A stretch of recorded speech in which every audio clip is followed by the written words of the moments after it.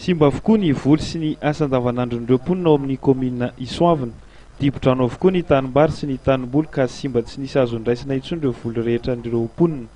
Eo anatria ny fiakaran'ny rano amin'ity komina ity indrindra dia nanambara sy nanamafy ireo mponina eny an-toerana fa ny vahoaka rehetra ao amin'ity komina ity no traboina. Mba jerena dolidoly fa tsy le hoe rava-trano ihany ny trabona na le miakatra re amin'ny tranolay ihany ny trabona fa vahoaka rehetra eto Soavina dia trabona mba tsy isan-kanavahana le izy satria mahatrabona ny olona ditanareo zao ny zava-misy tokony hivavaka raha tsy mivavaka fa lasa mamoromboatra trano satria trano menjera dia fa trabona zany aminay ny olona tokony hikarama raha ohatra n'izao taona izao zao mahavita vato intelo nefatra ny olona anankiray eto zao nefany ndrepandehara tsy misy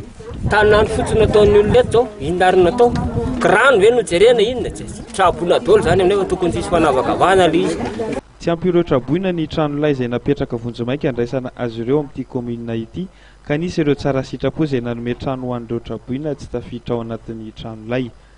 Araka ny nambaran'ireo traboina sasany koa dia misy ny fanavakavahana ka ireo ao anaty tranolay ihany no mahazo fanampiana fa ireo traboina hafa tsy ao anatin'izany tranolay izany dia tsy mahazo izany. Fandraisana tanàna komina moa zany dia omaly savoty zany zay vao mbana sy fanampiana avy any amin'ny zareo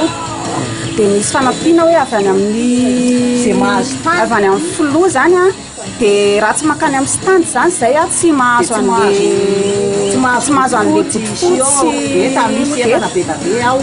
fa hoe tsy maintsy makano zay nefa ny mifananana kelinay aty zay mba misy mapetrano dia rehefa tsy makany amin'ny stand zany zay sy makao